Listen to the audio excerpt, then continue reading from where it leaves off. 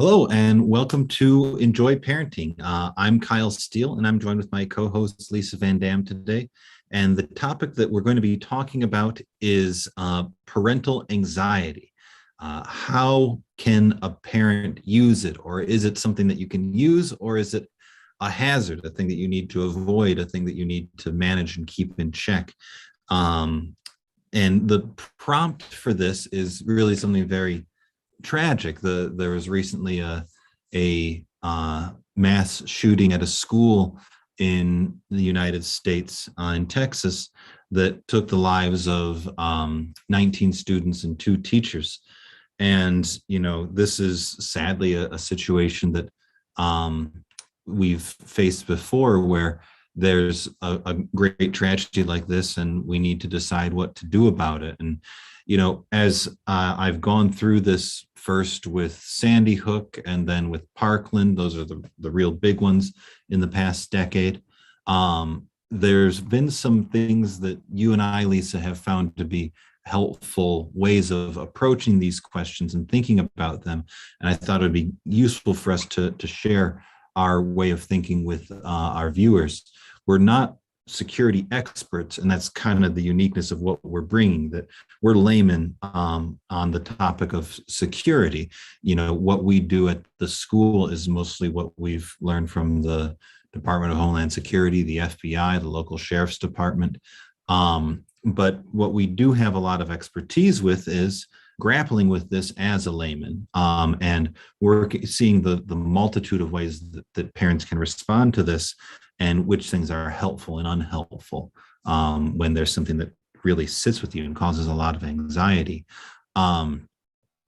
So I think that I want to use school shooters and the anxiety that they provoke as the starting point, but I think that there are some ideas that will be useful for more anxieties than just this. It'll be a way to explore how the right role that anxiety should play in your decision making as a parent. So that's the frame that I want to start off with. I thought I could talk about my experience because I'm kind of the one that spearheads security at the school. But do you have any preliminary thoughts you want to share before I dive into my little anecdote?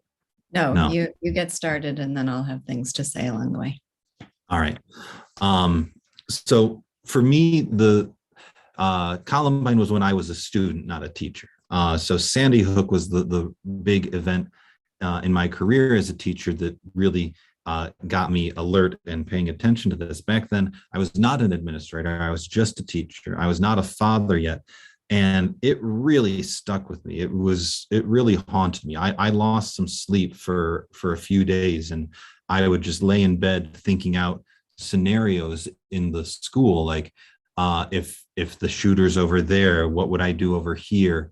And I felt a certain amount of pressure to have answers because I was a fit young man. So I felt like I somehow have a responsibility for the people around me. But as much as I would mull this over and think about it, I basically felt helpless. I felt like this is a tragedy, like a lightning strike, that you can do stuff to prevent a lightning strike. Let's say an earthquake, and there's not much that I can directly do for it. And so eventually, my anxiety waned as the headlines went away. But this issue came back when I was in an administrative role, and some parents wanted to talk to me about the security procedures at the school. And I think that this was around the time of the San Bernardino shootings, which were not school related, but it was much closer to where we are in Orange County, California. And some people, knew victims of that shooting, and so they wanted to. It was brought to our attention again. And at this point, I did something very different. I wasn't mapping out and gaming different scenarios. In fact, I found that to be really unhelpful. I sat down and I read reports from the FBI of every major active shooter scenario. I think it covered a 20-year period. And it broke down, where it was, the demographics of the perpetrator, how many people died, who they were that died, what kind of weapons they have, if they worked alone, that sort of thing. Um, and I learned what's known about active shooters, and I learned what's not known about active shooters. Like there is not, you can't find a very specific profile so that you can, identify them coming through the door. But there are a lot of patterns and commonalities about how those scenarios play out. One thing is that they're often much shorter than people realize. That since Columbine, it's standard procedure for police to just go straight in to control or dispatch the shooter and then tend to other things. And so the more I got to know about the facts of these scenarios and what the building securities were like where it happened, how the people got in, what sorts of goals and objectives I would have as a school administrator, it became a lot easier for me to make plans for the school and to figure out where to best put our energies to do the right things. And I found that I was able to break a cycle that I had noticed with these shootings, that there would be a big headline, there would be a big flurry of energy around it, and a lot of activity and people wanting to do new procedures. And then as the anxiety waned and the headlines faded away, a lot of those procedures would fall into neglect. And I noticed that with security, we don't need people showing that they care and are ready to make sacrifices in the name of security, because eventually they won't be ready to care, because eventually it will fade from consciousness. What was needed was easy security, things like locked doors and key fobs, and things that could be set up and make us more secure without needing constant vigilance to have the upkeep. And if it was inconvenient to have the doors locked, eventually people would start to prop the doors open because they wouldn't be thinking about security as much because there hadn't been a headline. So it needed to be very functional, and work with the normal flow of the school in order to be effective and well maintained. And so another thing that happened around the time that I was taking over security was that I was talking regularly with parents about security and hearing what they had to say and inviting them to share their thoughts with me. And I noticed two modes of thinking about it. And this is really the topic that I want to cash in on more and more. There was anxiety and imagination driven thinking, and then there was fact and expert driven thinking. So the anxiety and imagination driven thinking, people come by it totally honestly, but it was not very helpful. It was what I did after Sandy Hook. They lie in bed, they picture scenarios, and then they imagine a scenario, then they try to make procedures to beat that scenario. Then their imagination kicks it up again, and it's a never ending cycle. You imagine, well, what if someone shows up with a gun? Well, we need an armed guard. Well, what if two people showed up with a gun and they dispatched the armed guard? Now we need two armed guards. And eventually there's, an FBI agent outside of every classroom. That anxiety and imagination driven thinking did not help to make the school more secure. It would probably waste energy and resources, and it's more likely to create those complex, energy intensive things that will fall into disrepair over time. But the fact and expert driven thinking, where you're looking at what do we know about this phenomenon? What do people that are deeply immersed in it recommend?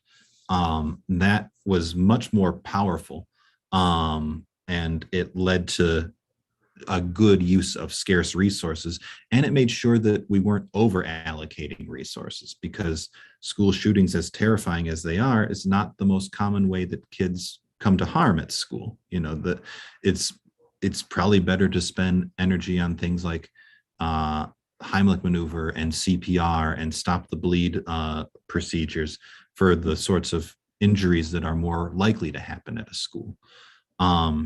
So that distinction between imagination-driven thinking and fact-related thinking is kind of what I want to explore, but I feel like I've been going on a bit too long here. Do you have some thoughts that you want to chime in with at this point? Yeah, I think they're maybe not exactly within your theme, but very closely related. Sure. So I think the question that I find really valuable to consider as a parent and as a school administrator is, what should the role of headlines be in my thinking? And Yeah. that's kind of the question you're addressing here, but it's a different way of approaching it. So what should the role of headlines be? Oh, there's a lot we could say about that, but the first thing that occurs to me is it should be a prompt, but not necessarily an action item. A scary headline should be a good push to consider whether this is something you ought to have prepared for and whether you have prepared for it. So, for example, early in the history of the school, we had, as you well know, a student come to the office who it took me quite a while to determine was experiencing anaphylaxis. And I knew very little about it up until that point. We're a small school with a small staff and no school nurse. I hadn't had any personal experience with severe allergies. The parent in this case had not properly prepared us for the severity of her child's allergy. And it was one of the most terrifying moments of my entire career as a teacher. Fortunately, thankfully, that child is fine. But ever since then, we have had yearly training in recognizing the signs of anaphylaxis, and we make sure that EpiPens have not expired and are always on hand. We make sure the whole staff is trained.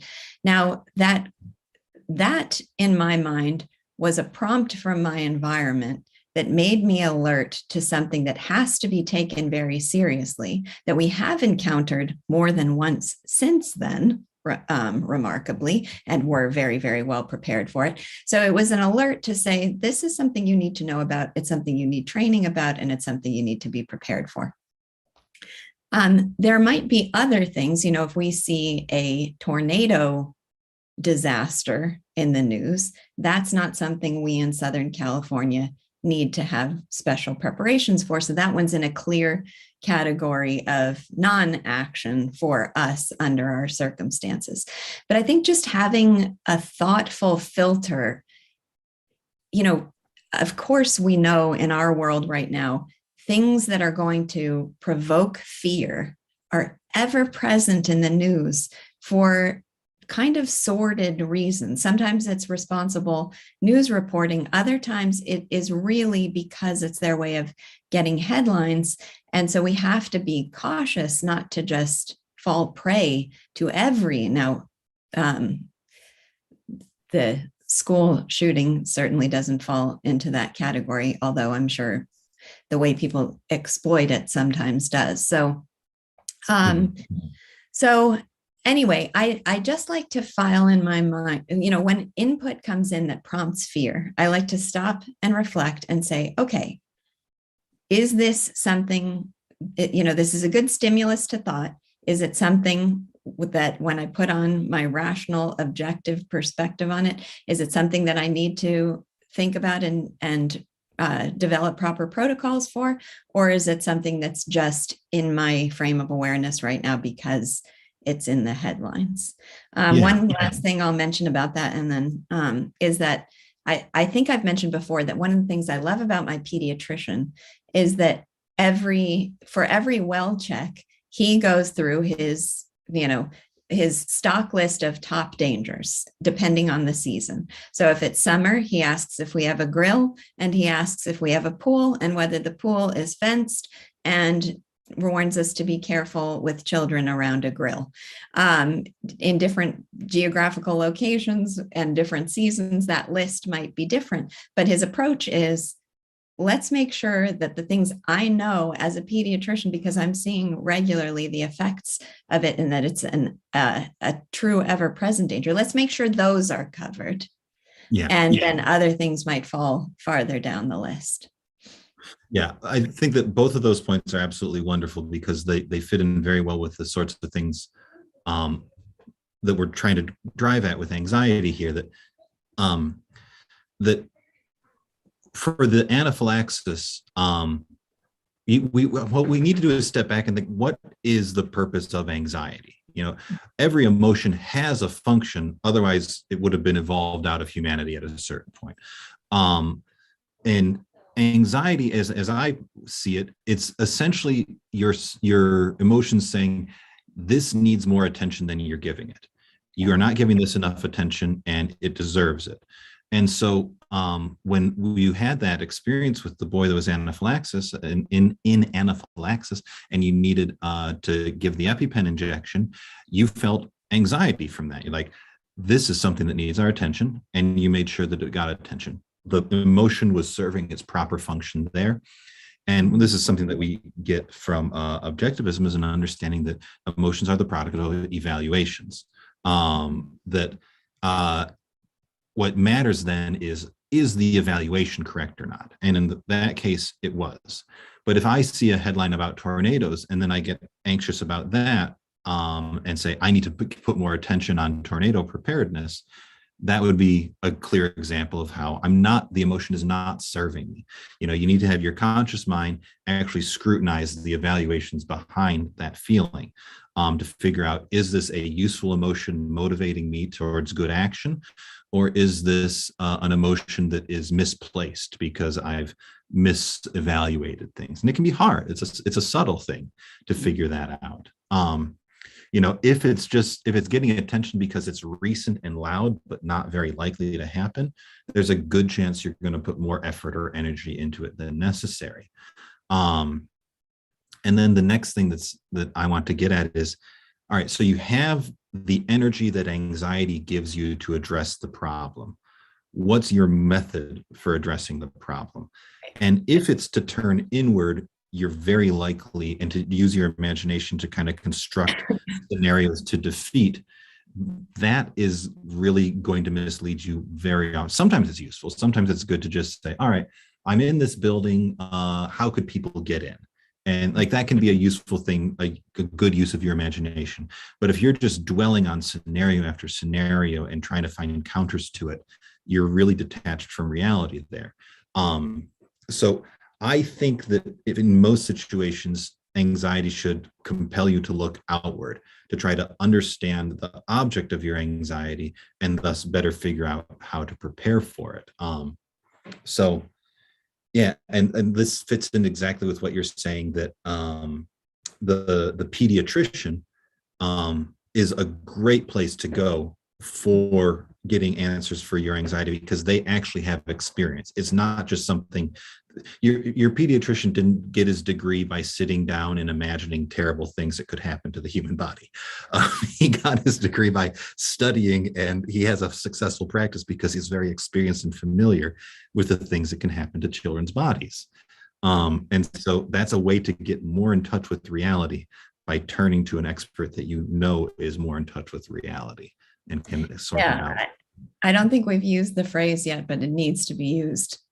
You've got to look to best practices, and you've got to look to the best resources you have for discovering what best practices are. So last week, I was overhearing some parents talk about the school shooting and what their schools were doing in regard to it. And one of them said, well, the next day we had a police car outside of the school, and that made me feel a lot better. And in my mind, it was an absolute categorical negative that the way she filed that made me feel better. It made her feel better. Why? Just a vague association. Something has been done. I see a police car. That makes me feel better. But that's not feeling better because you have an understanding that that those best practices have been and are being followed. It's just something was done that's very in your face and that gives you a vague sense of comfort. So the only thing that would make me feel better in considering a scenario like that is that I know whatever institution it is that's addressing this potential hazard knows what the best practices are and has allocated an appropriate amount of resources to ensuring that those practices are put into place. That's what would make me feel better, not anything that's just a signal on the surface to make me feel better. I mean, that's just such a amazing example, because for as long as that fear is present in that person's imagination, there is a token symbol that allays that fear. And Mhm. then it will, just like I was saying before, it will eventually, All right. that postcard is going to go away. Yeah. And then when we're not paying attention to it, we're no more secure. Now, there is some legitimacy because there's the phenomenon of copycats Absolutely. where there is, like, after a major incident, there is a heightened period of danger. But I still think that what you're describing fits into the pattern we're exploring. So I wanted to move away from school shootings, and just talk about this framework for using anxiety correctly in different scenarios. And I thought of a couple that I can share. One is, I just thought some parents worry about drug use. They worry about their kids getting into drugs. Mhm. And if you follow the use your imagination, turn inward approach, what's going to end up happening is you'll start to imagine, like, when could my kids do drugs? I need to make sure that I watch them during that. Or where could they do it? Or who could they get it from? And so you're just kind of playing like this cat and mouse game, like, how are the drugs going to get into my world? And I need to be standing guard there to keep it out. And that's not going to be very effective. For one thing, you won't do it forever. If you do it forever, you're kind of creating a strange dystopian childhood. Mhm. But if you look outward, you're going to be much more successful. Like, you might actually start to talk to your child about it. Look at how they're behaving. Do they seem like they are at risk for this sort of thing? You might talk to experienced people in this field, that maybe teachers or people at your child's school that have seen more of this, and they can say, oh, you might learn that, oh, this is really the result of, it kind of fills a vacuum. The kids that are more at risk for drugs are the kids that have less in their life going on. And so then if you're looking outward, you'll have a totally different action plan. The action plan is not to watch my child like a hawk to keep the drugs out. It's to build up my child's life so that they are less at risk for turning to drugs as a way to, self-medicate or something like that. So the anxiety could be perfectly legitimate. If there's drugs in your community, and you're hearing about it coming up more in the high school or something like that, then it could be a perfectly legitimate response to say, I need to pay more attention to this issue. But Mhm. the way that you pay attention to it should be to look outward, to get facts about the phenomenon, to turn to knowledgeable experts that you trust. Mhm. Um, and then I had just one more example that is more personal to me, and you feature in this, Lisa, that I had this anxiety about my son being under socialized because of COVID. Mhm. And he's not playing with other kids. He's not Mhm. in daycare. He doesn't have any brothers or sisters. And, if I'm just sitting there looking inward, I start to say, my child's going to be the weird kid that doesn't know how to talk to anyone. And, they're just going to have nothing but awkwardness in their life. And, well, what do I need to do? Well, I need to manufacture artificial ways that my child will be around other kids. And I don't know, take him to special events with the specific goal of getting him more kid experience. And I was not very successful when that was my mode. But then I turned outward, tried to get facts about it. I turned to you, someone who's knowledgeable about these sorts of things. Um, and your advice was more or less that the relationship he has with his parents is going to be more important for his socialization than the relationship he has with other kids, and that's really where my attention should be.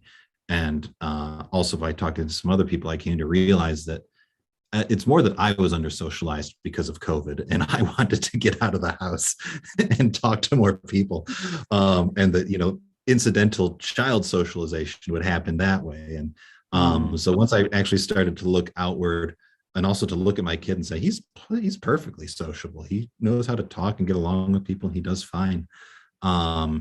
So that just Well, some applications of it for me that were yeah, helpful. I like that example because you were really, I barely remember that experience. So I'm just basing this on the way what you just described in this moment. But that became a real narrative for you okay, so COVID means my kid is getting less social time, which means that he's going to be stunted in his social development, which is going to cause lifelong problems for him. So that was a narrative that you seized upon, and then it becomes a filter for the things you observe. And that is an extraordinary temptation for parents to come to, often based on their own fears and anxieties, or sometimes based on something just arbitrary that happens in their environment, to seize on this narrative and say, oh boy, this is going to be a problem and I have to address it. And that sort of approach to helping your child just seems always useless at best and detrimental, really, because it does have to be, I think this is where your fantasy versus, experts was one aspect of it, but observation is the other, really gathering information.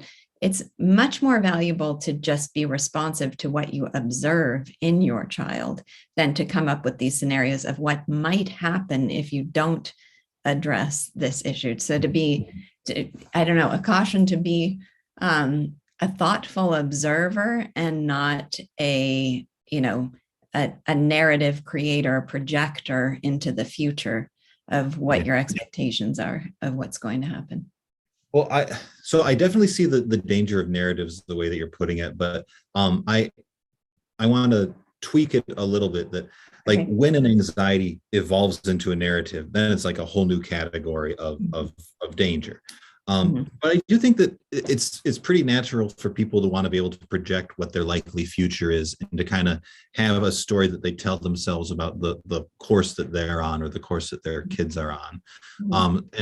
But it's just that the development of that narrative, of the story of your life that you're telling, it should really be a bit more of a dynamic between you and reality to figure out what that narrative is, or you and other people, to the extent that it's like this narrative that you make in isolation, or just with sensational things on social media.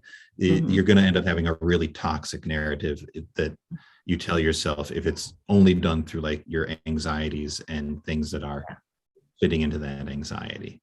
Now, there going to be a personality difference between the two of us, though, too. That I tend to be a bit more outcome oriented, and you're a bit more process oriented, I think. So I don't know if that's this is fair. You complicated the issue for me a little bit, because we depend on narratives, right? We do have to look to the future, and so we depend on them in a certain way. So I need to be clearer in my own thinking about what type of narrative it is. And I guess maybe one aspect of it is, two things occur to me, but it's obviously a much more complex topic. One is the catastrophizing aspect. So it's just that the narrative is the outcome and the expectation is disproportionate with what's being observed. So it's a fear that something terrible, this is going to, because you could look at it and say, COVID has made it hard for my kid to socialize. I'm going to have to work harder after the opportunities arise to make sure that he has, it could be, localized in that way, but often, and I'm not saying you got in this position, but we get in the grips of, no, we're playing out a narrative that is like an avalanche. It's like a sequence that's leading directly to disaster, rather than leading to other questions about how we might address that situation if it does arise. So the catastrophizing aspect is one caution I would have with those sorts of narratives. The other is that to be careful that a narrative doesn't become all-consuming. So social life is one aspect of a child's life, but it would be very easy to have that take all the focus, and to think that is the big gaping void in my child's life, to the neglect of all the other aspects of life that are important and good and valuable. And so aside from the fact of